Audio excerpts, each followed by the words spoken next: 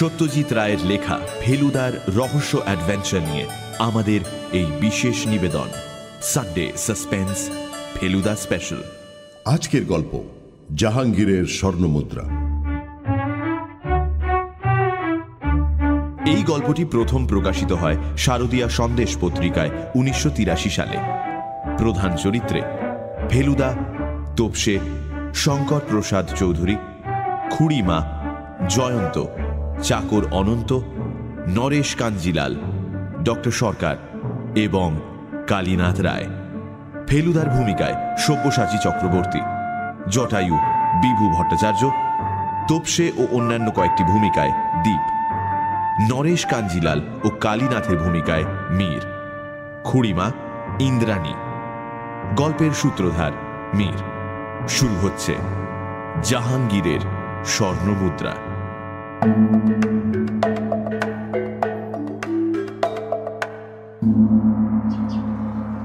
Hello, Pradosh মিত্র আছেন? কথা বলছি।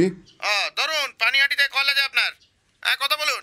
হ্যালো, কে মিস্টার প্রদোষ মিত্র? বলছি। আমার নাম শঙ্কর প্রসাদ চৌধুরী, আমি পানিহাটি থেকে বলছি। না, আমি অবশ্যই আপনার অপরিচিত, কিন্তু একটা বিশেষ অনুরোধ জানাতে আপনাকে টেলিফোন করছি। বলুন। আমার ইচ্ছে আপনি একবার আমার এখানে আসেন। পানিহাটি? আগে হ্যাঁ, আমি এখানেই থাকি। গঙ্গার উপরে আমার একটা 100 বছরের পুরনো বাড়ি আছে, নাম অমরাবতী। এখানে সকলেই জানে। আপনার কাজের সঙ্গে আমার যথেষ্ট পরিচয় আছে, এবং আপনারা যে 3 জন একসঙ্গে ঘোরাফেরা করেন তাও আমি জানি। আমি আপনাদের 3 জনকেই আমন্ত্রণ জানাচ্ছি। এই শনিবার সকালে এসে এই ধরুন 10টা নাগাদ রাত্রিটা থেকে আবার রবিবার ফিরে যাবেন। কোনো অসুবিধায় পড়েছেন কি? মানে আমার পেশাটা তো জানেন, কোনো রহস্য? তা না হলে আপনাকে ডাকবো কেন বলুন? তবে সে বিষয়ে আমি ফোনে বলবো না, আপনি এলে বলবো। আমার বাড়িটা আপনাদের ভালোই লাগবে। ভালো ইলিশ মাছ খাওয়াবো। যদি ভিডিও ক্যাসেটে ছবি দেখতে চান তাও দেখাবো। আর তার উপরে আপনার মস্তিষ্ক খাটানোর খোরাকও জুটবে বলে মনে হয়। আমার অবশ্যই এখন এমনিতে কোনো এঙ্গেজমেন্ট নেই। তাহলে চলে আসুন, দ্বিধা করবেন না। তবে একটা কথা। কি? এখানে আমি ছাড়াও কয়েকজন থাকবেন। গোড়ায় আমি কাউকে আপনার আসল পরিচয়টা দিতে চাই না, একটা বিশেষ কারণে। ছদ্মবেশ নিয়ে আসতে বলছেন? সেটার হয়তো প্রয়োজন নেই, আপনি তো ফিল্ম স্টার নন। যারা এখানে থাকবেন আমার বিশ্বাস তারা আপনার চেহারার সঙ্গে পরিচিত নন। আপনি শুধু আপনাদের 3 জনের জন্য 3টি ভূমিকা বেছে নেবেন। কি ভূমিকা সেটাও আমি সাজেস্ট করতে পারি। কিরকম? আমার প্রপিতামহ বনওয়ারিলাল চৌধুরী ছিলেন এক বিচিত্র চরিত্র। তার কথা পরে জানবেন, কিন্তু আমি এইটুকু বলতে পারি যে তার একটা জীবনী লেখা এমনিতেও বিশেষ দরকার। আপনি যদি ধরুন তার সম্বন্ধে তথ্য সংগ্রহ করতে আসেন। Very good. আর আমার বন্ধু মিস্টার গাঙ্গুলি? আপনার বাইনোকুলার আছে? তা আছে। তাহলে ওকে পক্ষীবিদ করে দিন না। আমার বাগানে অনেক পাখি আসে, ওর একটা অকুপেশনও হয়ে যাবে। বেশ, আমার খুড়তুতো ভাইটি হবেন পক্ষীবিদের ভাইপো। ব্যাস, তাহলে তো হয়েই গেল। তাহলে পরশু শনিবার সকাল 10টা? 10টা, অমরাবতী। অমরাবতী। আর আমার নাম শঙ্কর প্রসাদ চৌধুরী। ফেলুদাকে অবশ্যই টেলিফোনের পুরো ব্যাপারটা আমার জন্য রিপিট করতে হলো। বলল, কিছু লোক আছে যাদের কণ্ঠস্বরে এমন একটা ভরসা জাগানো হৃদ্যতাপূর্ণ ভাব থাকে যে তাদের অনুরোধ এড়ানো খুব মুশকিল হয়। আমি বললাম, এড়াবে কেন? একে তো একরকম মক্কেল বলেই মনে হচ্ছে। তোমার রোজগারের কথাটাও ভাবতে হবে তো। আসলে ফেলুদার একটা ব্যাপার আছে। পরপর গোটা 2-3 কেসে ভালো রোজগার হলে কিছুদিনের জন্য গোয়েন্দাগিরিতে ইস্তফা দিয়ে অন্য জিনিস নিয়ে পড়ে। সেই জিনিসে অবশ্যই রোজগার নেই, শুধু শখের ব্যাপার। এখন ওর সেই অবস্থা চলছে। এখনকার নেশা হলো আদিম মানুষ। সম্প্রতি পূর্ব আফ্রিকার জীবতত্ত্ববিদ রিচার্ড লিকির একটা সাক্ষাৎকার পড়ে ও জেনেছে যে লিকির কিছু আবিষ্কারের ফলে আদিম মানুষের উদ্ভবের সময়টা এক ধাক্কায় লাখ লাখ বছর পিছিয়ে যায়। ফেলুদা এখন আদিম মানুষ ও তার বানর পূর্বাবস্থার ভাবনায় মশগুল। 5 বার গেছে মিউজিয়াম, 3 বার ন্যাশনাল লাইব্রেরি, আর 1 বার চিড়িয়াখানা। একদিন বলল, একটা থিওরিতে কি বলে জানিস? বলে মানুষ এসেছে আফ্রিকার এক বিশেষ ধরনের খুনে বাঁদর থেকে, যাকে বলে কিলার এপ। আর সেই কারণেই নাকি মানুষের মজ্জায় একটা হিংস্র প্রবৃত্তি রয়ে গেছে, যেটা প্রকাশ পায় যুদ্ধে, দাঙ্গায় আর খুন খারাপিতে। পানিহাটিতে মানুষের এই হিংস্র প্রবৃত্তির কোনো নমুনা ও আশা আছে কিনা জানি না, তবে এটা জানি যে মাঝে মাঝে ওর কলকাতা ছেড়ে অন্তত কিছুক্ষণের জন্য বাইরে ঘুরে আসতে ভালোই লাগে। এই তো সেদিন আমরা লালমোহনবাবুর গাড়িতে গিয়ে বর্ধমানের রাস্তায় পান্ডুয়ার বিখ্যাত ঐতিহাসিক গম্বুজ আর হিন্দু মন্দিরের ওপর তৈরি ১৬শ শতাব্দীর মুসলমান মসজিদ দেখে এলাম। লালমোহনবাবুর ড্রাইভার হরিপদবাবু 10 দিনের ছুটিতে দেশে গেছেন বলে ফেলুদাকেই তার জায়গা নিতে হলো। পথে যেতে যেতে লালমোহনবাবু বললেন, দিলেন তো মোরা একটা দায়িত্ব, আর একটা বাইনাকুলার আর দুখানা বই ঘাড়ে চাপিয়ে। এদিকে গড়পাড়ে তো কাক চড়ুই ছাড়া কোনো পাখি কোনোদিন দেখেছি বলে মনে পড়ে না। বই দুটো হলো সেলিম আলীর ইন্ডিয়ান বার্ডস আর অজয় হোমের বাংলার পাখি। ফেলুদা বলল, কোচ পরোয়ানহি, মনে রাখবেন, কাক হল কর্ভাস স্প্লেন্ডেন্স, চড়ুই হল পাসের ডোমেস্টিকাস। সবসময় ল্যাটিন নাম বলতে গেলে জীব জড়িয়ে যাবে, তাই ইংরেজি নামও ব্যবহার করতে পারেন। যেমন ফিঙেকে ড্রঙ্গো, টুনটুনিকে টেলর বার্ড, ছাতারেকে জঙ্গল ব্যাবলার। আর পাখি না দেখলেও মাঝে মাঝে বাইনাকুলার চোখে লাগালেই অনেকটা কাজ দেবে। কিন্তু আমার নাম তো একটা চাই মশাই, বললেন লালমোহনবাবু। আপনি হলেন ভবতোষ সিংহ, আপনার ভাইপো প্রবীর, আর আমি সোমেশ্বর রায়। 8:45 রওনা হয়ে আমরা 10:05 পানিহাটিতে শঙ্করপ্রসাদ চৌধুরীর বাড়ি অমরাবতী পৌঁছে গেলাম। আমাদের গাড়ি দেখেই বন্দুকধারী গোর্খা দারোয়ান এসে বিকট ক্যাঁচ শব্দে লোহার গেট খুলে দিল। ফেলুদা বলে, গল্পের শুরুতেই একগাদা বর্ণনা হড়হড় করে ঢেলে দিলে পাঠক হাবুডুবু খায়। ওটা দিবি গল্পের ফাঁকে ফাঁকে। তাই শুধু বলছি, বিশাল জমির ওপর লাল বাড়িটা পেল্লায়, থমথমে আর অনেকটা বিলিতি কাসেলের ধাঁচে তৈরি। বাড়ির দক্ষিণে ফুলবাগান, আর তারপরে গাছপালা রাখার কাঁচের ঘর, আর তারও পরে ফল বাগান। নুড়ি বিছানো প্যাঁচালো পথ দিয়ে আমরা সদর দরজায় পৌঁছলাম। বাড়ির মালিক গাড়ির শব্দ পেয়ে বাইরে এসে দাঁড়িয়েছিলেন। আমরা নামলে হেসে বললেন, ওয়েলকাম টু অমরাবতী। এর বর্ণনা হলো মাঝারি হাইট, ফর্সা রং, বয়স 50-50, পরনে পায়জামা আর আদির পাঞ্জাবি, পায়ে সুঁড় তোলা লাল চটি, ডান হাতে চুরুট। আমার খুড়তুতো ভাই জয়ন্ত কাল এসেছে, তাঁকেও দলে টেনে নিয়েছি। অর্থাৎ সে আপনাদের আসল পরিচয় জানলেও অন্যদের সামনে প্রকাশ করবে না। অন্যরা কি এসে গেছেন? ফেলুদা জিজ্ঞেস করল। না, তাঁরা আসবেন বিকেলে। চলুন একটু বসে জিরোবেন, আর সেই সুযোগে কিছু কথাও হবে। আমরা বাড়ির পশ্চিম দিকের বিরাট চওড়া বারান্দায় গিয়ে বসলাম। সামনে দিয়ে গঙ্গা বয়ে চলেছে, দেখলেও চোখ জুড়িয়ে যায়। অমরাবতীর প্রাইভেট ঘাটও দেখতে পাচ্ছি সামনে ডান দিকে। একটা তোরণের নিচ দিয়ে সিঁড়ি নেমে গেছে জল অবধি। ওই ঘাট কি ব্যবহার হয়? ফেলুদা জিজ্ঞেস করল। হয় বই কি, বললেন শঙ্করবাবু। আমার খুঁড়িমা থাকেন তো এখানে, উনি রোজ সকালে গঙ্গা স্নান করেন। উনি একা থাকেন এ বাড়িতে? একা কেন, আমি তো 2 বছর হলো এখানেই থাকি। টিটাগড় আমার কাজের জায়গা। কলকাতায় অ্যামার স্ট্রিটের বাড়ির চেয়ে এ বাড়ি অনেক কাছে হয়। আপনার খুড়িমার বয়স কত? 78। আমাদের পুরনো চাকর অনন্ত ওর দেখাশোনা করে। এমনিতে মোটামুটি শক্তই আছেন, তবে ছানি কাটাতে হয়েছে কিছুদিন হলো। দাঁতও বেশি বাকি নেই, আর মাথায় সামান্য ছিট দেখা দিয়েছে। নাম ভুলে যান, খেতে ভুলে যান, মাঝরাত্রিরে পান ছাঁচতে বসেন, এই আর কি। ঘুম তো এমনিতেই খুবই কম, রাত্রিরে 2 ঘন্টা বেশি নয়। আসলে 4 বছর আগে কাকা মারা যাওয়ার পর উনি আর কলকাতায় থাকতে চাননি। এখানে থাকাটা ওর কাছে একরকম কাশিবাসের মতো। বেয়ারা ট্রেতে করে চা আর মিষ্টি নিয়ে এলো। দুপুরে খেতে খেতে সেই 1-1.5 হবে, বললেন শঙ্করবাবু। কাজেই আপনারা মিষ্টিটা সদ্ব্যবহার করুন, এই মিষ্টি কলকাতায় পাবেন না। চায়ের কাপ হাতে নিয়ে একটা চুমুক দিয়ে ফেলুদা বলল, আমাদের আসল আর নকল দুটো পরিচয় তো জানেন? এবার আপনাদের পরিচয়টা পেলে ভালো হতো। আপনি কি করেন জিজ্ঞেস করাটা কি অভদ্রতা হবে? মোটেই না, বললেন শঙ্করবাবু। আপনাকে ডেকেছি তো সব কথা খুলে বলার জন্যই, না হলে আপনি কাজ করবেন কি করে? সোজা কথায় আমি হলাম ব্যবসাদার। বুঝতেই পারছেন, এত বড় বাড়ি যখন মেনটেন করছি তখন ব্যবসা আমার মোটামুটি ভালোই চলে। আপনার কি বংশানুক্রমিক ব্যবসা? না, এ বাড়ি তৈরি করেন আমার প্রপিতামহ বনোয়ারিলাল চৌধুরী। অর্থাৎ যার জীবনী লিখতে যাচ্ছি আমি। এক্স্যাক্টলি। তিনি ছিলেন রামপুরের ব্যারিস্টার। অগাধ পয়সা করে শেষ বয়সে কলকাতায় চলে আসেন, এসে এই বাড়িটা তৈরি করেন। উনি এখানেই থাকতেন, এখানেই মৃত্যু হয়।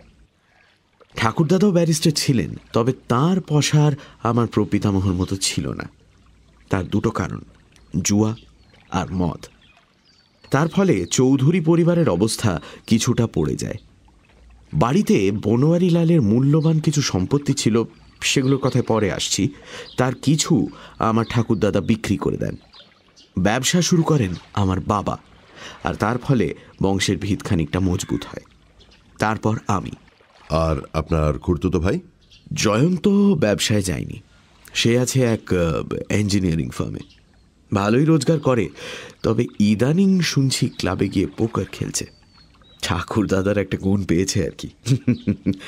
জয়ন্ত আমার চেয়ে 5 বছরের ছোট। এই ফাঁকে ফেলুদা পকেট থেকে তার মাইক্রো ক্যাসেট রেকর্ডারটা বার করে চালু করে দিয়েছে। এটা হংকং থেকে আনা। আজকাল মক্কেলের কথা খাতায় না লিখে রেকর্ডারে তুলে নেয়, তাতে অনেক বেশি সুবিধে হয়। শঙ্করবাবু বললেন, আত্মীয়র কথা তো হলো, এবার অনাত্মীয়ের প্রসঙ্গে আসা যাক। তার আগে একটা প্রশ্ন করে নি, বলল ফেলুদা। যদিও প্রায় ঘষে উঠে গেছে, তবুও মনে হচ্ছে আপনার কপালে একটা চন্দনের ফোঁটা দেখতে পাচ্ছি।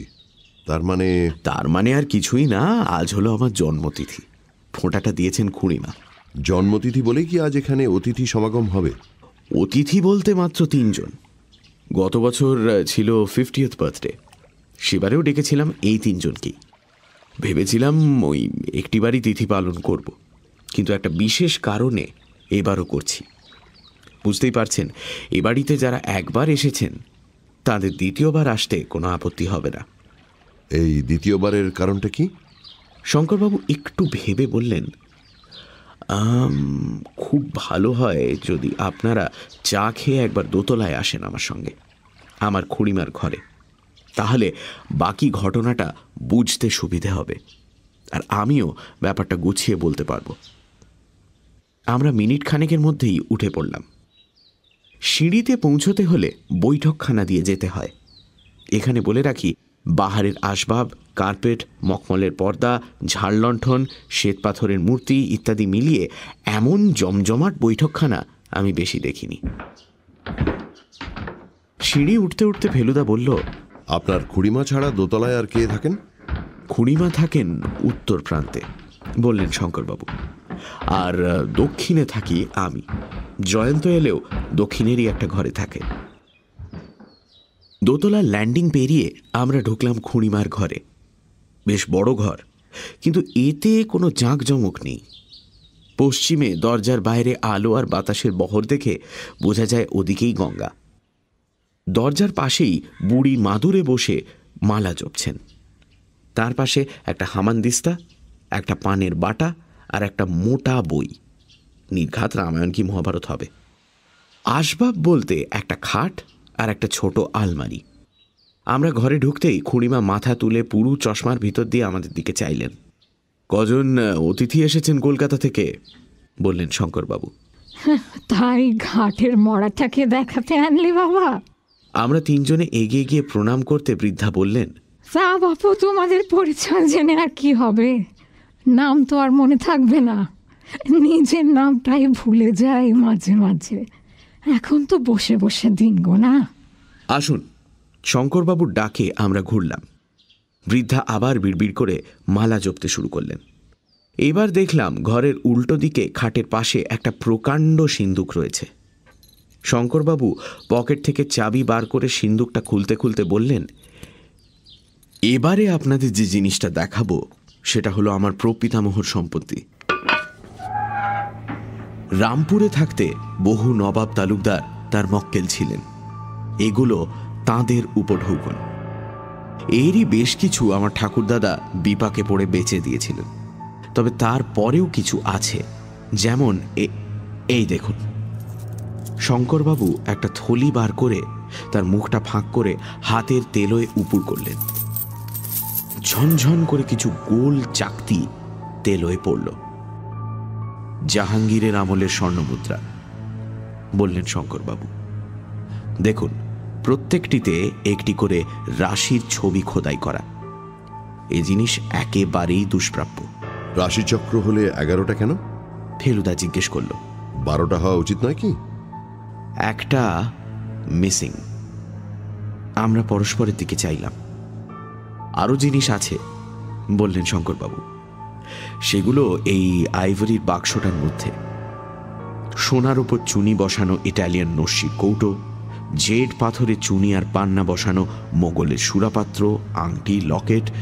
কিন্তু সেসব আপনারা দেখবেন আজ সন্ধেবেলা সর্বসমক্ষে, এখন নয়। এর চাবি তো আপনার কাছেই থাকে? ফেলুদা জিজ্ঞেস করল। হ্যাঁ, আমার কাছেই। একটা ডুপ্লিকেট আছে, থাকে খুড়িমার আলমারিতে। কিন্তু সিন্দুক আপনার ঘরে নয় কেন?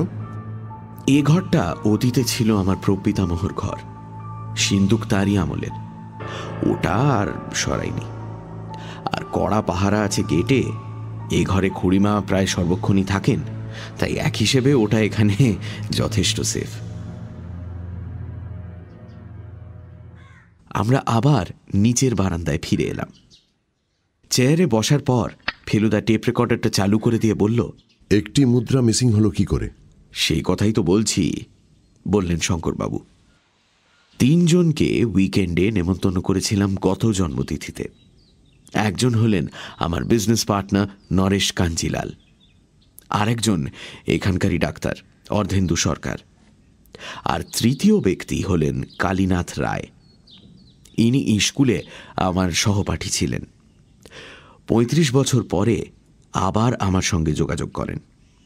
আমার প্রপিতামহের মহামূল্য সম্পত্তির কথা এরা সকলেই শুনেছিলেন, কিন্তু চোখে দেখেননি। আমার পরিকল্পনা অনুযায়ী রাত্রিরে ডিনারের পর জয়ন্ত সিন্দুক থেকে স্বর্ণমুদ্রার থলিটা বার করে নিচে বৈঠকখানায় আনে। কয়েনগুলো টেবিলের ওপর ছড়িয়ে রেখেছি, সকলে ঘিরে দেখছে। এমন সময় হলো লোডশেডিং। ঘর অন্ধকার। এটা অবশ্যই অস্বাভাবিক ঘটনা নয়। চাকর 2 মিনিটের মধ্যেই মোমবাতি নিয়ে আসলো। আমি কয়েনগুলো তুলে নিয়ে আবার সিন্দুকে রেখে দিলাম। একটা যে কম, সেটা তখন খেয়াল করিনি। এমন যে হতে পারে কল্পনাও করিনি। পরদিন সকলে চলে যাওয়ার পর মনে একটা খটকা লাগাতে সিন্দুক খুলে দেখি কর্কট রাশির মুদ্রাটি নেই। কয়েনগুলো আপনি তুলে রেখেছিলেন? হ্যাঁ, আমি। ব্যাপারটা বুঝুন মিস্টার মিত্তির। 3 জন নিমন্ত্রিত। একজনকে 25 বছর চিনি, আমার বিজনেস পার্টনার। অর্ধেন্দু সরকার হলেন ডাক্তার, এবং ভালোই ডাক্তার। খর্দা টিটাগড় থেকে কল আসে ওর। আর কালীনাথ আমার বাল্যবন্ধু। কিন্তু এদের সকলকেই কি অনেস্ট লোক বলে জানেন আপনি? সেখানেই অবশ্যই গোলমাল। কাঞ্জিলালের কথা ধরুন। ব্যবসায় অনেকেই জেনে শুনে অসৎ পন্থা নেয়, কিন্তু কাঞ্জিলালের মতো এমন অম্লান বদনে নিতে আমি আর কাউকে দেখিনি। আমাকে ঠাট্টা করে বলে, তুমি ধর্মযাজক হয়ে যাও, তোমার দ্বারা ব্যবসা হবে না। আর অন্য 2 জন? ডাক্তারের কথা আমি জানি না। খুড়িমা মাঝে মাঝে বাতে ভোগেন, ডাক্তার তাকে এসে দেখে যান। এর বেশি জানি না। তবে কালীনাথ বোধ হয় গভীর জলের মাছ। এক যুগ দেখা নেই, হঠাৎ একদিন টেলিফোন করে আমার কাছে এলো। বলল, বয়স যত বাড়ছে ততই পুরনো দিনের কথা মনে পড়ছে, তাই একবার ভাবলাম তোমার সঙ্গে দেখা করি। আপনি তাকে দেখেই চিনেছিলেন? তা চিনেছিলাম। তাছাড়া স্কুলের বহু পুরনো গল্প করল। সে যে আমার সহপাঠী তাতে সন্দেহ নেই। গোলমালটা হচ্ছে সে যে এখন কি করে তা কিছুতেই ভেঙে বলে না। জিজ্ঞেস করলেই বলে, ধরে নাও তোমারই মতো ব্যবসা করি। এদিকে গুণ যে নেই তা নয়, খুব আমোদের রসিক লোক। স্কুলে থাকতে ম্যাজিক দেখাতো, এখনো সে অভ্যেসটা রেখেছে। হাত সাফাই রীতিমতো ভালো। আপনার ভাইও তো অন্ধকারের মধ্যে ঘরে ছিলেন। সে ছিল, তবে সে তো এই জিনিস আগে দেখেছে, তাই সে টেবিলের কাছে ছিল না। নিয়ে থাকলে এই তিনজনের একজনই নিয়েছে। তারপর আপনি কি করলেন? কি আর করতে পারি বলুন? এমন লোক আছে যারা এই অবস্থায় সোজাসুজি পুলিশ ডেকে তিনজনের বাড়ি সার্চ করাতো, কিন্তু আমি পারিনি। ওই তিনজনের সঙ্গে বসে কত ব্রিজ খেলেছি, তাদের একজনকে বলবো চোর? তার মানে স্রেফ হজম করে গেলেন ব্যাপারটা? স্রেফ হজম করে গেলাম। ফলে এখনো কেউ জানেই না যে আমি ব্যাপারটা টের পেয়েছি। সেই ঘটনার পরেও তো এদের সঙ্গে দেখা করতে হয়েছে কতবার, কিন্তু কেউ তো কোনো রকম অস্বস্তি বা অপরাধ বোধ করেছে বলে মনে হয়নি। অথচ আমি জানি যে এই তিনজনের মধ্যেই একজন দোষী, একজন চোর। আমরা তিনজনেই চুপ। ঘটনাটা অদ্ভুত, তাতে সন্দেহ নেই, কিন্তু এই অবস্থায় কি করা যায়? আমার মনের প্রশ্নটা ফেলুদাই করল। শঙ্করবাবু বললেন, এরা জানে যে আমি এদের সন্দেহ করি না, তাই এদের আবার ডেকেছি, এবং আজ রাত্রে আমি আবার এদের সামনে বনোয়ারিলালের কিছু মূল্যবান জিনিস বার করব। মাসখানেক থেকে ঘড়ির কাঁটায় কাঁটায় সন্ধে 7টায় লোডশেডিং হচ্ছে এখানে। তার ঠিক আগে আমি জিনিসগুলো টেবিলে সাজাবো। ঘর আবার অন্ধকার হবে। আশা করছি এই অন্ধকারে চোরের প্রবৃত্তি আবার মাথাচাড়া দিয়ে উঠবে। সব মিলিয়ে এই সম্পত্তির মূল্য 40-50 লাখের কম নয়। হয়তো আমার ভুল হতে পারে, কিন্তু আমার বিশ্বাস চোর লোভ সামলাতে পারবে না। চুরির পর আপনি আপনার আসল ভূমিকায় অবতীর্ণ হবেন। তখন প্রদোষ মিত্তিরের কাজ হবে চোর ধরা এবং চোরাই মাল বার করা। ফেলুদা বলল, আপনার ভাই এ সম্বন্ধে কি বলেন? সেও তো কাল অবধি কিছু জানতো না, বললেন শঙ্করবাবু। কাল আপনাকে ইনভাইট করার পর ওকে বলি। উনি কি বললেন? খুব চোটপাট করলো। বলল, তুমি একদিন চেপে রেখেছো ব্যাপারটা, তখনই পুলিশকে খবর দেওয়া উচিত ছিল। 1 বছর পরে কি মিস্টার মিত্তির কিছু করতে পারবেন, ইত্যাদি ইত্যাদি। একটা কথা বলবো মিস্টার চৌধুরী? বলুন। আপনি মানুষটা এত নরম বলেই কিন্তু চোর তার সুযোগটা নিয়েছিল। অতিথিকে চুরির অপবাদ দিতে সবাই পেছপা হতো না। সেটা জানি, সেই জন্যই তো আপনাকে ডাকা। আমি যেটা পারিনি সেটা আপনি পারবেন। সর্ষে বাটা দিয়ে চমৎকার গঙ্গার ইলিশ সমেত দুপুরের খাওয়াটা হলো ফার্স্ট ক্লাস। জয়ন্তবাবুর সঙ্গে আলাপ হলো খাবার টেবিলেই। ইনি মাঝারি হাইটের চেয়েও কম, বেশ সুস্থ সবল মানুষ। শঙ্করবাবুর পার্সোনালিটি এর নেই, কিন্তু বেশ হাসি খুশি চালাক চতুর লোক। খাবার পর শঙ্করবাবু বললেন, আপনাদের এখন আর ডিস্টার্ব করব না, যা মন চায় করুন। আমি একটু গড়িয়ে নিই, বিকেলে চায়ের সময় বারান্দায় আবার দেখা হবে। আমরা জয়ন্তবাবুর সঙ্গে বাড়ির আশপাশটা ঘুরে দেখব বলে বেরোলাম। পশ্চিম দিকে এক টানা একটা নিচু থামওয়ালা পাঁচিল চলে গেছে নদীর ধার দিয়ে। পাঁচিলের পরেই জমি ঢালু হয়ে নেমে গেছে জল অবধি। এই পাঁচিলই বাকি 3 দিকে হয়ে গেছে 1.5 মানুষ উঁচু। জয়ন্তবাবুর ফুলের শখ, তাই তিনি আমাদের বাগানে নিয়ে গিয়ে গোলাপ সম্বন্ধে একটা ছোটখাটো বক্তৃতা দিয়ে দিলেন। গোলাপ যে 300 রকমের হয় তা এই প্রথম জানলাম। বাড়ির উত্তরে গিয়ে দেখলাম সেদিকে আর একটা গেট রয়েছে। শহরে কোথাও যেতে হলে এই গেটটাই নাকি ব্যবহার করা হয়। আর একটা সিঁড়িও রয়েছে এদিকে। জয়ন্তবাবু বললেন, খুড়িমা মানে ওর মা গঙ্গা স্নানে যেতে ওটাই ব্যবহার করেন। একতলায় নদীর দিকে আর গঙ্গার দিকে চওড়া বারান্দা, দুদিক দিয়েই সিঁড়ি রয়েছে নিচে নামার জন্য। দেখা শেষ হলে পর আমরা ঘরে ফিরে এলাম। জয়ন্তবাবু কাঁচের ঘরে চলে গেলেন অর্কিড দেখার জন্য। আমাদের থাকার জন্য একতলায় একটা প্যাসেজের একদিকে পরপর 2টো ঘর দেওয়া হয়েছে। উল্টো দিকে আরও 3টে পাশাপাশি ঘর দেখে মনে হলো তাতেই বোধহয় 3 জন অতিথি থাকবেন। ঘরে ঢুকে বাহারে খাটে নরম বিছানা দেখে লালমোহনবাবু বোধহয় দিবানিদ্রার তাল করছিলেন, কিন্তু শেষ পর্যন্ত বললেন, বাকির বইগুলো তো একটা চোখ বুলিয়ে নেওয়া দরকার। আমি একটা কথা ফেলুদাকে না জিজ্ঞেস করে পারলাম না।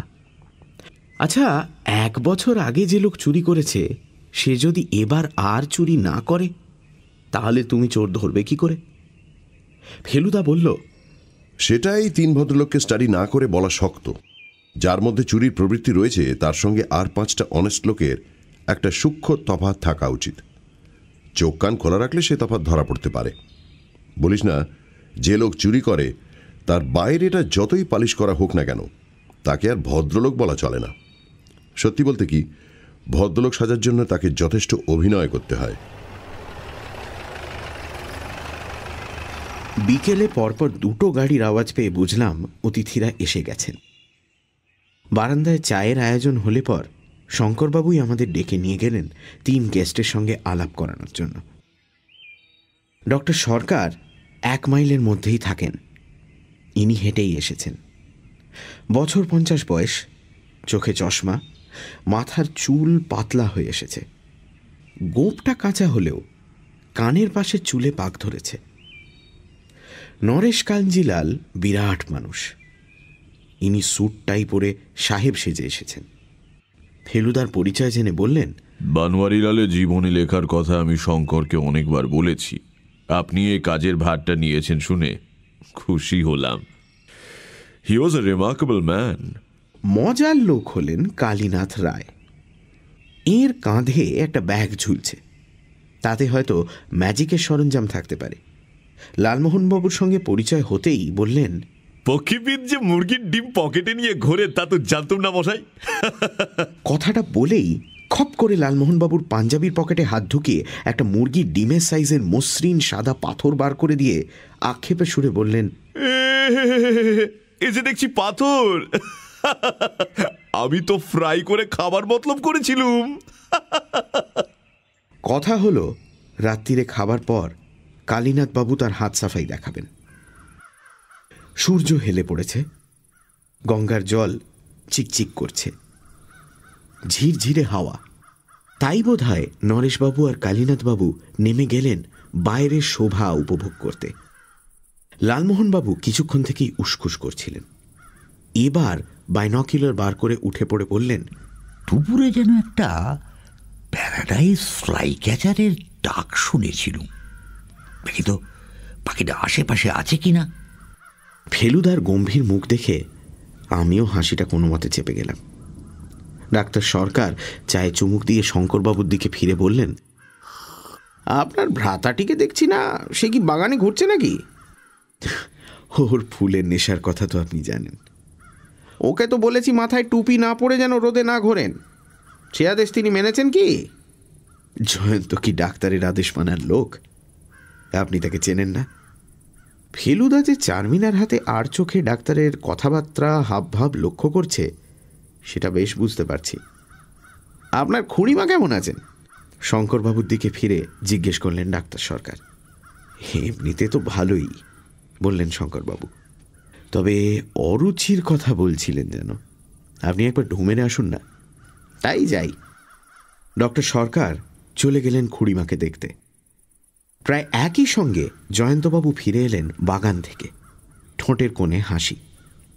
কি ব্যাপার, হাসির কি হলো? জিজ্ঞেস করলেন শঙ্করবাবু। জয়ন্তবাবু টিপট থেকে কাপে চা ঢেলে নিয়ে ফেলুদার দিকে ফিরে বললেন, আপনার বন্ধু কিন্তু চোখে বাইনকিউলার লাগিয়ে বেদম অভিনয় করে যাচ্ছেন পক্ষীবিদের। ফেলুদাও হেসে বলল, অভিনয় তো আজ সকলকেই করতে হবে অল্প বিস্তর। আপনার দাদার পরিকল্পনাটাই তো নাটকীয়। জয়ন্তবাবু গম্ভীর হয়ে গেলেন। আপনি কি দাদার পরিকল্পনা অ্যাপ্রুভ করেন? আপনি করেন না বলে মনে হচ্ছে, বলল ফেলুদা। মোটেই না, বললেন জয়ন্তবাবু। আমার ধারণা চোর অত্যন্ত শেয়ানা লোক। সে কি আর বুঝবে না যে তার জন্য ফাঁদ পাতা হচ্ছে? সে কি জানে না যে দাদা একদিনে টের পেয়েছে যে সিন্ধুকের একটা মূল্যবান জিনিস গায়েব হয়ে গেছে? সবই বুঝি, বললেন শঙ্করবাবু, কিন্তু তাও আমি ব্যাপারটা ট্রাই করে দেখতে চাই। ধরে নাও এটা আমার গোয়েন্দা কাহিনী প্রীতির ফল। তুমি কি সিন্ধুকের বাকি সব জিনিসই বার করতে চাও? না, শুধু ইটালিয়ান নস্যির কৌটো আর মোগলাই সুরাপাত্র। ডাক্তার সরকার খুড়িমাকে দেখতে গেছেন। উনি এলেই তুমি ওপরে গিয়ে জিনিস দুটো বার করে আনবে, আমি পকেটে রেখে দেব। এই নাও চাবি। জয়ন্তবাবু অনিচ্ছার ভাব করে চাবিটা নিলেন। মিনিট 5 মধ্যে ডক্টর সরকার ফিরে এলেন। ভদ্রলোক হেসে বললেন, দিব্যি ভালো আছেন আপনার খুড়িমা, বারান্দায় বসে দুধ ভাত খাচ্ছেন। আপনাদের আরও অনেক দিন জ্বালাবেন। জয়ন্তবাবু চুপচাপ উঠে পড়লেন। কি বসে আছেন চেয়ারে? ফেলুদার দিকে ফিরে বললেন ডক্টর সরকার, চলুন একটু হাওয়া খাবেন, এই হাওয়া কলকাতায় পাবেন না। শঙ্করবাবু সমেত আমরা 4 জনই সিঁড়ি দিয়ে নামলাম। বাঁয়ে চেয়ে দেখি লালমোহনবাবু বাগানের মাঝখানে একটা শ্বেতপাথরের মূর্তির পাশে দাঁড়িয়ে চোখে বাইনকুলার লাগিয়ে এদিক ওদিক দেখছেন। পেলেন আপনার প্যারাডাইস ফ্লাই ক্যাচারের দেখা? জিজ্ঞেস করল ফেলুদা। না মরাই, তবে এই মাত্র একটা জঙ্গল ব্যাবলার দেখলুম বলে মনে হলো। এখন পাখিদের বাসায় ফেরার সময়, বলল ফেলুদা। এরপরে পেঁচা ছাড়া আর কিছুই দেখতে পাবেন না। বাকি 2 জন গেলেন কোথায়? বাড়ির সামনের দিকে কি, না কাঁচের ঘরের পেছনে ফল বাগানে? শঙ্করবাবুর বোধ হয় একই প্রশ্ন মনে জেগেছিল, কারণ উনি হাঁক দিয়ে উঠলেন, কই হে নরেশ, কালীনাথ, গেলে কোথায়? একজনকে দেখলুম এদিকে সিঁড়ি দিয়ে বাড়ির ভেতর ঢুকতে, বললেন লালমোহনবাবু। কোনজন? প্রশ্ন করলেন শঙ্করবাবু। বোধহয় সেই ম্যাজিশিয়ান ভদ্রলোক। কিন্তু লালমোহনবাবু ভুল দেখেছিলেন। বাড়ি থেকে বেরিয়ে এলেন কালীনাথবাবু নয়, নরেশ কাঞ্জিলাল। সন্ধ্যের দিকে ঝপ করে টেম্পারেচারটা পড়ে, বললেন কাঞ্জিলাল। তাই আলোয়ানটা চাপিয়ে এলাম। আর কালীনাথ? প্রশ্ন করলেন শঙ্করবাবু। সে তো বাগানে নেমেই আলাদা হয়ে গেল, বলছিল শুকনো ফুলকে টাটকা করে দেওয়ার একটা ম্যাজিক দেখাবে, তাই। মিস্টার কাঞ্জিলালের কথা আর শেষ হল না, কারণ সেই সময় বুড়ো চাকর অনন্তর চিৎকার শোনা গেল, দাদা বাবু! অনন্ত গঙ্গার দিকে বারান্দার সিঁড়ি দিয়ে নেমে অত্যন্ত ব্যস্তভাবে ছুটে এলো আমাদের দিকে। কি হলো অনন্ত? শঙ্করবাবু উদ্বিগ্নভাবে প্রশ্ন করে এগিয়ে গেলেন।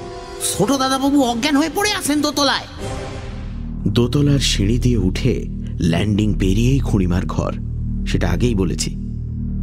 জয়ন্তবাবু সেই ঘরের চৌকাঠের হাত 3 এদিকে চিত হয়ে পড়ে আছেন। তার মাথার পিছনের মেঝেতে খানিকটা রক্ত চুইয়ে পড়েছে। ডক্টর সরকার দ্রুত সিঁড়ি দিয়ে উঠে সবচেয়ে আগে পৌঁছে জয়ন্তবাবুর নাড়ি টিপে ধরলেন। ফেলুদাও প্রায় একই সঙ্গে পৌঁছে জয়ন্তবাবুর পাশে হাঁটু গেড়ে বসেছে। তার মুখ গম্ভীর, কপালে খাঁজ। কি মনে হচ্ছে? চাপা গলায় প্রশ্ন করলেন শঙ্করবাবু। না, পালস সামান্য দ্রুত, বললেন ডক্টর সরকার। মাথার জখমটা মনে হচ্ছে পড়ে গিয়ে হয়েছে। এই সময় খালি মাথায় রোদে ঘোরা ডেঞ্জারাস, সেটা অনেকবার বলেছি ওকে। কনকাশন? সেটা তো পরীক্ষা না করে বলা সম্ভব না। আজ আবার আমি যন্ত্রপাতি কিছুই আনিনি সঙ্গে। একবার হাসপাতালে নিয়ে যেতে পারলে ভালো হতো। তাই করুন না, গাড়ি তো রয়েছে। ভদ্রলোক বেশ ভালোভাবেই অজ্ঞান হয়েছেন, কারণ ফেলুদা সমেত 4 জন ধরাধরি করে গাড়িতে তোলার সময়ও তার জ্ঞান হল না। সিঁড়ি দিয়ে নামার সময় অবশ্যই কালীনাথবাবুর সঙ্গেও দেখা হলো। বললেন, আমি জাস্ট ওষুধটা খাওয়ার জন্য ঘরে গেছি, আর তার মধ্যে এই কাণ্ড। আমি সঙ্গে আসবো কি? শঙ্করবাবু ডাক্তারকে জিজ্ঞেস করলেন। কোনো দরকার নেই, বললেন ডক্টর সরকার। আমি হাসপাতাল থেকে আপনাকে ফোন করব।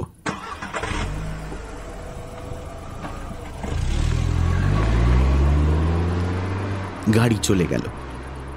এই দুর্ঘটনার জন্য শঙ্করবাবুর প্ল্যান যে ভেস্তে গেল সেটা বুঝতে পারছি। বেচারি ভদ্রলোকের জন্মতিথিতে এমন একটা ঘটনা ঘটার জন্য আমারও খারাপ লাগছিল। আমরা সবাই এসে বসবার ঘরে বসেছিলাম।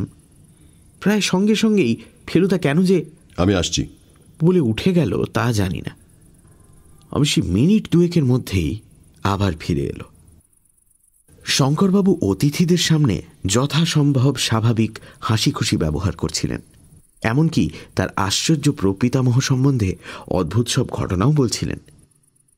কিন্তু আমি বুঝতে পারছিলাম যে সেটা করতে তার বেশ বেগ পেতে হচ্ছে। প্রায় ঘণ্টাখানেক এইভাবে চলার পর হাসপাতাল থেকে ডক্টর সরকারের ফোন এলো। জয়ন্তবাবুর জ্ঞান হয়েছে, তিনি অনেকটা ভালো, মনে হচ্ছে কাল সকালেই আসতে পারবেন। এই সুখবরের পর অবশ্যই ঘরের আবহাওয়া খানিকটা হালকা হলো। কিন্তু আমি জানি যে শঙ্করবাবুর মোটেই ভালো লাগছে না, কারণ চোরের রহস্য রহস্যই থেকে যাবে। খাওয়া দাওয়ার পর ভিডিও ক্যাসেটে ছবি দেখতে চাই কিনা জিজ্ঞেস করাতে আমরা সকলেই না বললাম। এই অবস্থায় ফুর্তি চলে না, তাই ম্যাজিকও বাদ পড়ল। সকলকে গুড নাইট জানিয়ে নিজেদের ঘরে আসতেই আমি যে প্রশ্নটা ফেলুদাকে করব ভাবছিলাম, সেটা লালমোহনবাবু করে ফেললেন। আপনি তখন ফস করে বাইরে বেরিয়ে কোথায় গেলেন মোড়াই? খুড়িমার ঘরে। খুড়িমাকে দেখতে গিয়েছিলেন? অবিশ্বাসের সুরে প্রশ্ন করলেন লালমোহনবাবু। সেই সঙ্গে অবশ্যই সিন্ধুকের হাতল ধরে একটা টানও দিয়ে এলাম। খোলা নাকি? বন্ধ। সেটাই স্বাভাবিক। যেভাবে ঘরের দরজার দিকে পা করে পড়েছিলেন ভদ্রলোক, তাতে মনে হয় ঘরে ঢোকার আগেই পড়েছেন। কিন্তু চাবিটা কোথায় ফেলুদা? আমি জিজ্ঞেস করলাম। প্রশ্নটা কিছুক্ষণ থেকেই আমার মাথায় ঘুরছিল। ফেলুদা বলল, শঙ্করবাবু হয়তো দুর্ঘটনায় ওঠার কথা ভুলেই গিয়েছিলেন। কথাটা বলতে বলতেই শঙ্করবাবু এসে ঢুকলেন আমাদের ঘরে। দেখুন তো কি বিশ্রী ব্যাপার ঘটে গেল, বললেন ভদ্রলোক। জয়ন্তর আর একবার এরকম হয়েছিল। ওর ব্লাড প্রেশারটা একটু বেশি নেমে যায় মাঝে মাঝে। ফোনে আর কি বললেন ডক্টর সরকার? সেটাই তো বলতে এলাম, তখন লোকজনের সামনে বলিনি। চাবির কথাটা তো গোলমালে ভুলেই গিয়েছিলাম। এখন কি হয়েছে জানেন তো? ডাক্তারকে জিজ্ঞেস করতে বললেন জয়ন্তর কাছে চাবি ছিল না, হয়তো অজ্ঞান হওয়ার সময় হাত থেকে পড়ে গেছে। আপনি খুঁজেছেন চাবি? তন্ন তন্ন করে সিঁড়ি, ল্যান্ডিং, সদর দরজার বাইরে কোথাও বাদ দিইনি। সে চাবি হাওয়া। যাগে ডুপ্লিকেট আছে তো, বলল ফেলুদা। ও নিয়ে ভাববেন না। তা না হয় ভাববো না, গম্ভীরভাবে বললেন শঙ্করবাবু। কিন্তু রহস্য তো দূর হলো না। চোর তো অজ্ঞাতই রয়ে গেল। আর আপনাকে একটা মাথা খেলানোর সুযোগ দেব ভেবেছিলাম, সেটাও হলো না। তাতে কি হলো? ফেলুদা বলল, এখানে এসে লাভ হয়েছে বিস্তর। একে এরকম বাড়ি, তার উপর আপনার আতিথেয়তা। শঙ্করবাবু যাওয়ার আগে বলে গেলেন যে সকালে 6:30 চা দেবে আর 8টায় ব্রেকফাস্ট। এটা অ্যাটেম্পটেড মার্ডার নয় তো মশাই? লালমোহনবাবু ফিস ফিস করে প্রশ্ন করলেন। মিস্টার কাঞ্জিলাল আর মিস্টার ম্যাজিশিয়ান দুজনেই কিন্তু বাড়ির মধ্যে ঢুকেছিলেন। মার্ডারের দরকার কি? কার্যসিদ্ধির জন্য তো শুধু অজ্ঞান করলেই চলে। কার্যসিদ্ধি? জয়ন্তবাবুকে অজ্ঞান করে তার হাত থেকে চাবিটা নিয়ে সিন্দুক খুলে যা বার করার বার করে আবার হাতে চাবি গুঁজে দিয়ে চলে আসা। সর্বনাশ, এটা তো খেয়াল হয়নি আমার। আমি বললাম, তাই যদি হয়ে থাকে তাহলে তো এখন 3 জনের জায়গায় সাসপেক্ট মাত্র 2 জন, কাঞ্জিলাল আর কালীনাথ। না রে তপসে, বলল ফেলুদা, ব্যাপারটা অত সহজ নয়। জয়ন্তবাবুর মাথায় কেউ বাড়ি মারলে তো সেটা তিনি জ্ঞান হলে বলতেন, তা তো বলেননি। আর অজ্ঞান করে যে সিন্দুক খুলবে সেটাই বা কি করে সম্ভব? খুড়িমা তো ঘরে থাকতে পারেন। একজন বাইরের লোক সিন্দুক খুলছে দেখলে কি তিনি চুপ করে থাকতেন? একটা আশার আলো জ্বলতে না জ্বলতে নিভে গেল। আমি শুয়ে পড়েছিলাম, কিন্তু অত তাড়াতাড়ি আর ঘুমানো হলো না। ফেলুদা এমনিতেও পায়চারি করছিল। 12টা নাগাদ লালমোহনবাবু হঠাৎ আমাদের ঘরে এসে নিচু গলায় বললেন, বারান্দায় গিয়েছিলুম, চাঁদের হাসি বাঁধ ভেঙেছে মোড়াই, উপচে পড়ে আলো। উপচে নয়, উছলে, বলল ফেলুদা। সরি, উছলে। কিন্তু একবার বাইরে এসে দেখুন, এই দৃশ্য দেখবেন না মোড়াই কখনো। আপনি একা কাব্যি করবেন এটা হতে দেওয়া যায় না, বলল ফেলুদা। বিছানা ছেড়ে উঠে পড়লাম। বাইরে গিয়ে মনে হলো এ যেন দিনের বেলার চেয়েও ঢের বেশি সুন্দর। একটা পাতলা কুয়াশা নদীর ওপারটাকে প্রায় অদৃশ্য করে ফেলেছে। গঙ্গার আবছা গাঢ় জলের ওপর ছড়ানো চাঁদির টুকরোগুলো ধীরে ধীরে তুলছে। তারই মাঝে ঝিঁঝির ডাক, হাসনুহানার গন্ধ, ফুরফুরে বাতাস, সব মিলিয়ে সত্যি অমরাবতী। ফেলুদা ত্রয়োদশীর চাঁদটার দিকে কিছুক্ষণ চেয়ে থেকে বলল, চাঁদের মাটিতে মানুষের পা পড়লেও এর মজা কোনোদিন নষ্ট করতে পারবে না। একটা মারাত্মক পোয়েম আছে কিন্তু চাঁদ নিয়ে, বললেন লালমোহন বাবু। আপনার এথেনিয়াম ইনস্টিটিউশনের সেই বাংলা শিক্ষকের লেখা? ইয়েস, বৈকুণ্ঠ মল্লিক। এই পুরা দেশে লোকটা রেকগনিশন পেল না, কিন্তু আপনি শুনুন মরার কবিতাটা। তবে শোনো। এতক্ষণ আমরা নিচু গলায় কথা বলছিলাম, কিন্তু আবৃত্তির সময় লালমোহনবাবুর গলা আপনা থেকেই চড়ে গেল।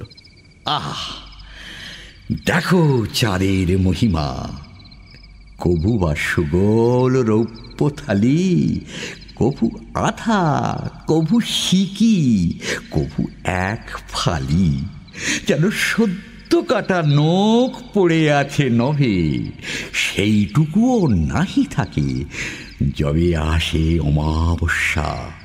সেই রাতে তুমি তাই অচন্দ্রম পর্ষা। বুঝতেই পারছ তপেশ, পদ্যটা একজন লেডিকে অ্যাড্রেস করে লেখা। একজন লেডিকে তো আপনি আবৃত্তির ঠেলায় ঘর থেকে টেনে বার করেছেন দেখছি। ফেলুদার দৃষ্টি দোতলার বারান্দার দিকে। ওই যে খুড়িমার ঘর। বৃদ্ধা বারান্দার দরজার মুখটাতে এসে দাঁড়িয়েছেন। মিনিট খানেক এদিক ওদিক দেখে আবার ভেতরে ঢুকে গেলেন। এরপরে আমরা ঘাটের সিঁড়িতে গিয়ে বসেছিলাম আধ ঘন্টা। মন মেজাজ তাজা, রাতের খাওয়া হজম। তারপর একসময় ফেলুদা তার হাত ঘড়ির রেডিয়াম ডায়ালটা চোখের সামনে ধরে বলল, 1:45। আমরা তিনজনেই উঠে পড়লাম, আর তিনজনেই একসঙ্গে শুনলাম শব্দটা। সেটা যেন আসছে বাড়ির দোতলা থেকেই। আমরা ঘাটের সিঁড়ি দিয়ে ওপরে উঠে এলাম। শীত কাটছে নাকি মশাই? লালমোহনবাবু ফিসফিস করে জিজ্ঞেস করলেন। আমার দৃষ্টি চলে গেল খুড়িমার ঘরের দিকে।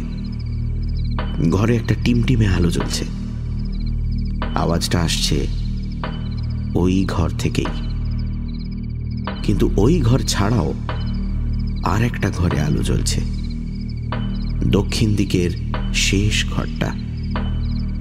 খোলা জানলা দিয়ে দেখা যাচ্ছে একজন লোক দাঁড়িয়ে হাত পা নেড়ে উত্তেজিতভাবে কথা বলছে। এবার লোকটা ঘর থেকে বেরিয়ে গেল। মিস্টার কাঞ্জিলাল, বলল ফেলুদা। ওটাই শঙ্করবাবুর ঘর। এই মাঝরাতে কি আলোচনা মশাই? লালমোহনবাবু প্রশ্ন করলেন। জানি না, বলল ফেলুদা। ব্যবসা সংক্রান্ত কিছু হবে। আপনাদেরও ঘুম আসছে না? নতুন গলা পেয়ে চমকে উঠে দেখি ম্যাজিশিয়ান কালীনাথবাবু।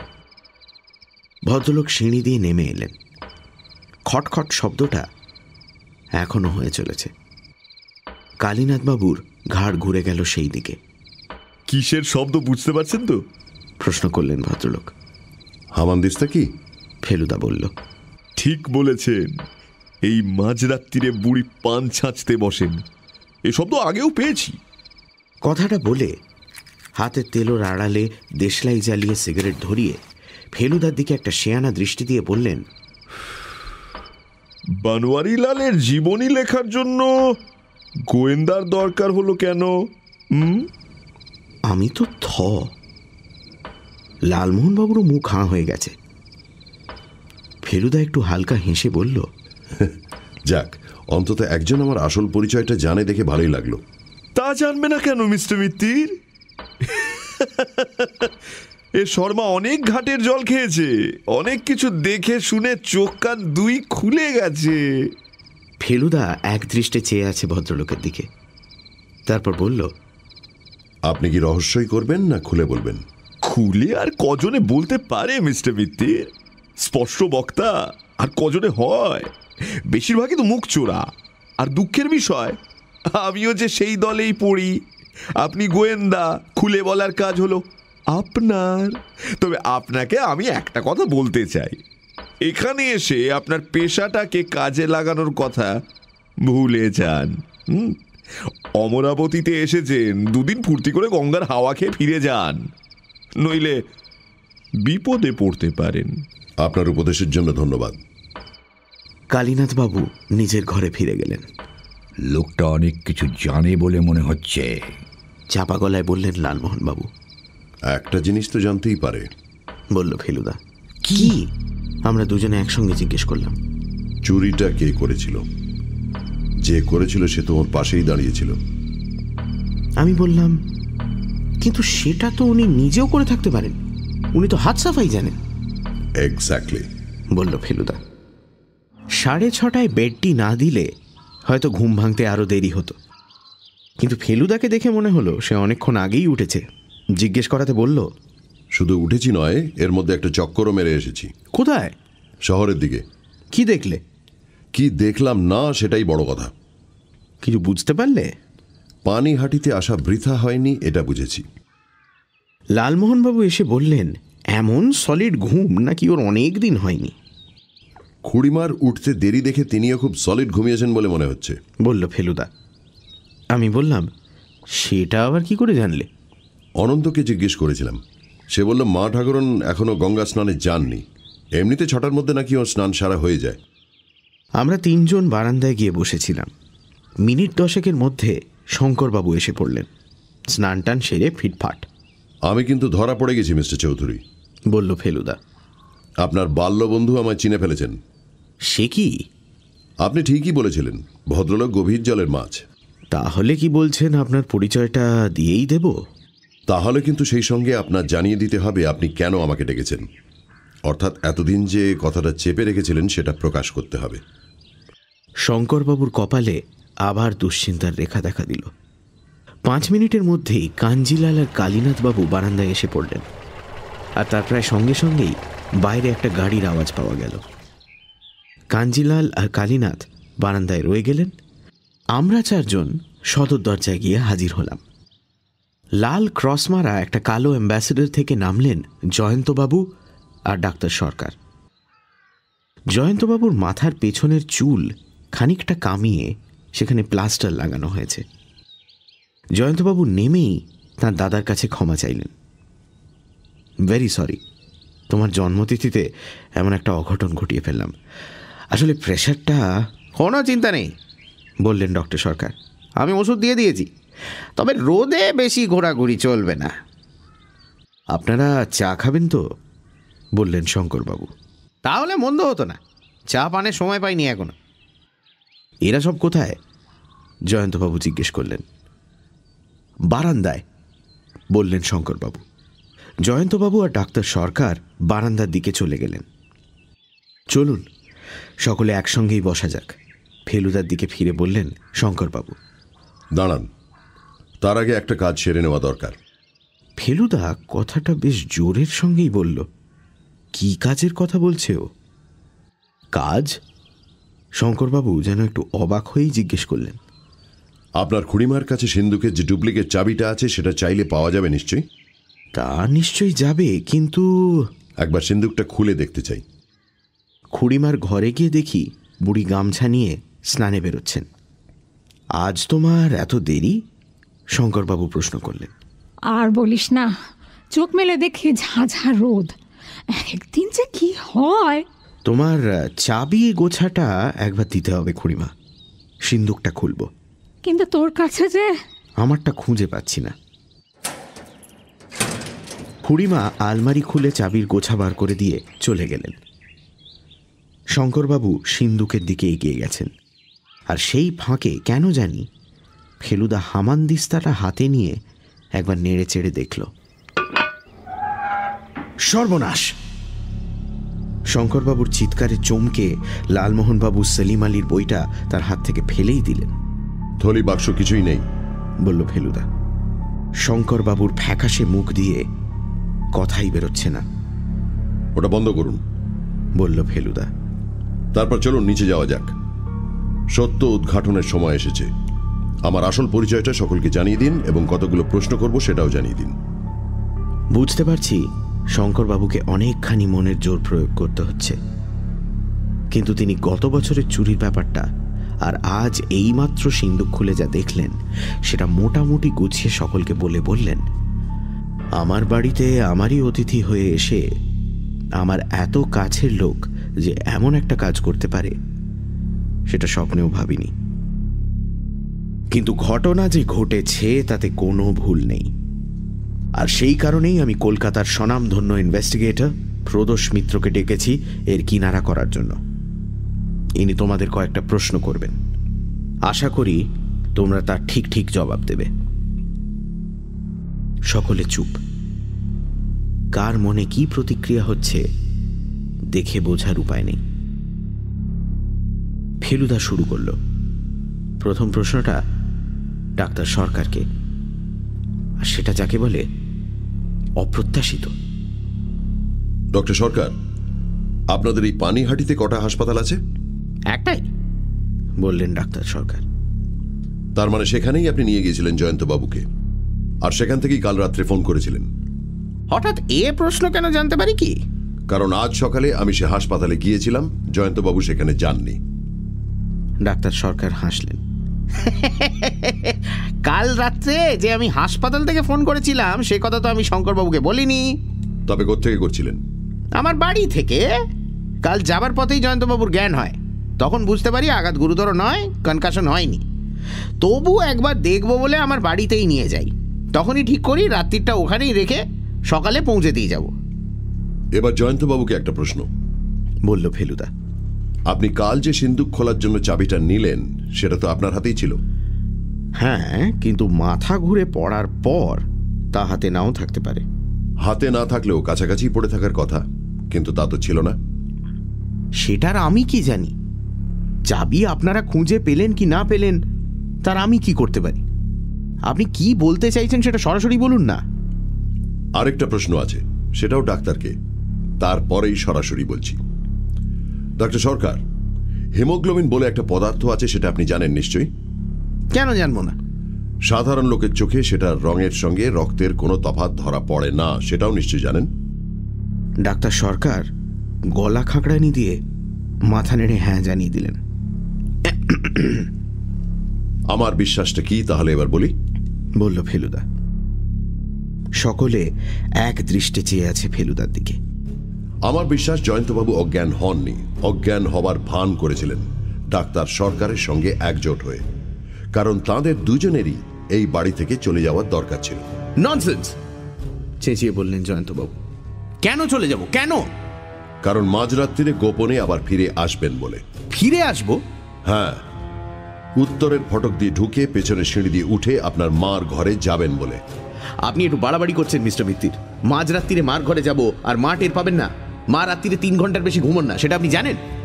এমনিতে ঘুমন না, কিন্তু ঘুমের ওষুধ খাওয়ালে? ধরুন যদি ডাক্তারবাবু গতকাল তাকে দেখার সময় তার দুধ ভাতে কিছু মিশিয়ে দিয়ে থাকেন।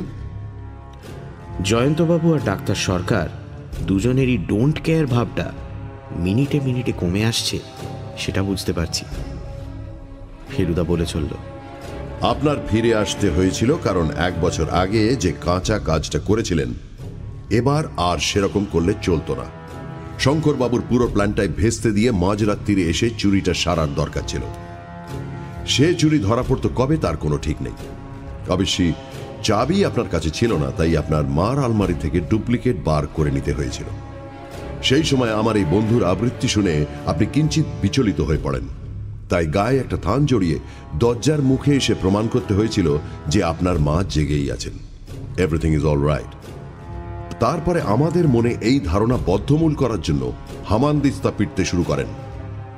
এতেও আমার সন্দেহ হয়েছিল, কারণ হামানদিস্তায় পান থাকলে শব্দটা হয় একটু অন্যরকম। এটা ছিল ফাঁকা শব্দ। সবই বুঝলাম মিস্টার মিত্তির, বললেন জয়ন্তবাবু, কিন্তু তারপর চাবি দিয়ে সিন্দুক খোলা। আপনি কোন অপরাধে আমাদের অভিযুক্ত করছেন মিস্টার মিত্তির? অজ্ঞান হওয়ার ভান করা, আমার মাকে ঘুমের ওষুধ দেওয়া, রাত্রিরে ফিরে এসে ডুপ্লিকেট চাবি বার করে সিন্দুক খোলা। তার মানে সবগুলোই করেছেন বলে স্বীকার করছেন তো? এর কোনোটার জন্য শাস্তি হয় না, সেটা আপনি জানেন? আসল ব্যাপারটাই আসছেন না কেন আপনি? ঘটনা যে দুটো জয়ন্তবাবু, একটা তো নয়। আগে প্রথম ঘটনাটা সেরে নি, 1 বছর আগের চুরি। সেটা আপনি সারবেন কি করে মিস্টার মিত্তির? আপনি কি অন্তর্যামী? আপনি তখন কোথায়? আমি ছিলাম না ঠিকই, কিন্তু অন্য লোক তো ছিল। যিনি চুরি করেছিলেন তার ঠিক পাশেই লোক ছিল। তাদের মধ্যে অন্তত একজন কি টের পেয়ে থাকতে পারেন না? এবার শঙ্করবাবু কথা বললেন। তিনি বেশ উত্তেজিত। এটা আপনি কি বলছেন মিস্টার মিত্তির? চুরি হয়েছে সেটা জানবে অথচ আমায় বলবে না, আমার এত কাছের লোক হয়ে? ফেলুদা এবার ম্যাজিশিয়ান কালীনাথ বাবুর দিকে ঘুরল। আপনি কাল রাত্রিরে কি বিপদের কথা ভেবে আমাকে তদন্ত বন্ধ করতে বলছিলেন সেটা বলবেন কালীনাথ বাবু? কালীনাথ বাবু হেসে বললেন, অপ্রিয় সত্য প্রকাশ করায় বিপদ নেই। শঙ্করের মনের অবস্থাটা ভেবে দেখুন তো। না, নেই বিপদ, দৃঢ়স্বরে বললেন শঙ্করবাবু। অনেকদিন ব্যাপারটা ধামাচাপা রয়েছে, এবার প্রকাশ হওয়াই ভালো। তুমি যদি কিছু জেনে থাকো তো বলে ফেলো কালীনাথ। সেটা বোধহয় ওর পক্ষে সহজ নয় মিস্টার চৌধুরী, বলল ফেলুদা। কারণ তদন্তে চোর ধরা পড়লে যে ওরও বিপদ হতো। এই 1টা বছর যে উনি চোরকে নিংড়ে শেষ করেছেন। ব্ল্যাকমেল? ব্ল্যাকমেল শঙ্করবাবু, সেটা উনিও স্বীকার করবেন না, চোরও স্বীকার করবেন না। অবশ্যই চোরের যে দোষর আছে সেটা সম্ভবত কালীনাথ বাবু জানতেন না, উনি একজনকেই লক্ষ্য করেছিলেন। কিন্তু আমার ধারণা এই অনবরত ব্ল্যাকমেলিং এর ঠেলায় দ্বিতীয় চুরিটার প্রয়োজন হয়ে পড়েছিল। আর তাই ভুল ভুল ভুল, তারস্বরে চেঁচিয়ে উঠলেন জয়ন্তবাবু। সিন্দুক থেকে যা নেবার তা আগেই নেওয়া হয়ে গেছে। বনোয়ারি লালের আর একটি জিনিসও তাতে নেই, সিন্দুক খালি। তার মানে আমার বাকি অভিযোগ সবই সত্যি? কিন্তু কাল রাত্রিরে কুকীর্তিটা কে করেছে সেটা বলছেন না কেন? সেটাও বলছি, কিন্তু তার আগে আপনার স্পষ্ট স্বীকারোক্তিটা চাই। আপনি বলুন জয়ন্তবাবু, ডক্টর সরকার আর আপনি মিলে গত বছর 12টার মধ্যে থেকে একটি স্বর্ণমুদ্রা সরিয়েছিলেন কি না? জয়ন্তবাবুর মাথা হেঁট হয়ে গেছে। ডাক্তার সরকার 2 হাতে রগ টিপে বসে আছেন।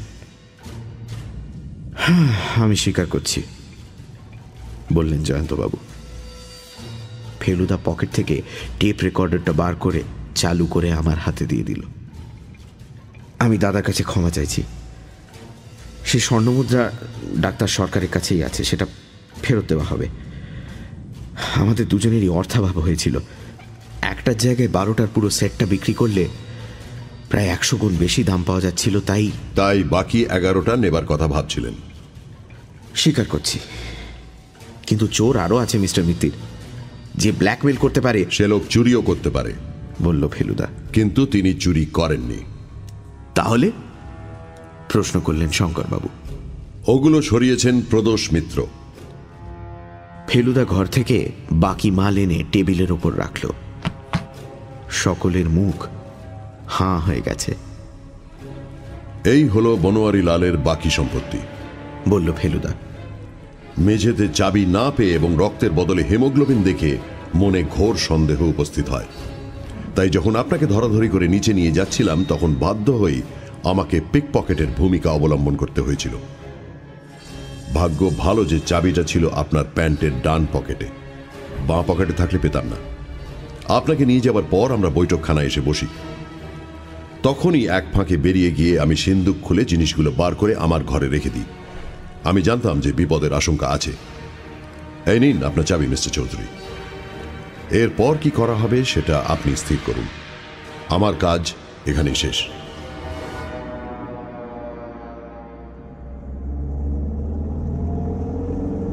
ফেরার পথে লালমোহনবাবুর মুখে আর একটা আবৃত্তি শুনতে হলো। এটাও বৈকুণ্ঠ মল্লিকের লেখা। নাম হলো জিনিয়াস। অবাক প্রতিভা কিছু জন্মেছে ভবে, এদের মগজে কি যে ছিল তা কে কবে।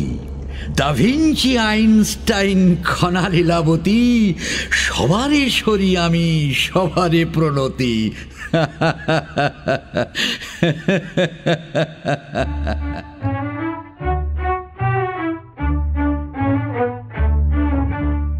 শুনছিলেন জাহাঙ্গীরের স্বর্ণমুদ্রা।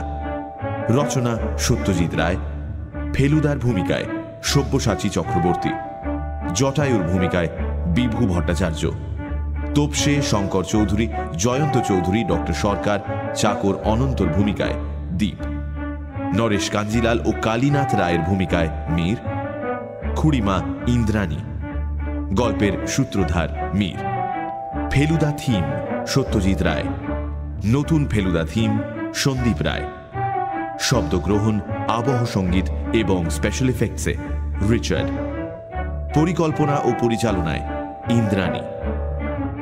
রেডিও মির্চি 98.3 FM এর তরফ থেকে আন্তরিক ধন্যবাদ শ্রী সব্যসাচী চক্রবর্তী, শ্রী বিভু ভট্টাচার্য ও শ্রী সন্দীপ রায়কে আমাদের পাশে থাকার জন্য। শেষ হল আমাদের সানডে সাসপেন্স ফেলুদা স্পেশাল।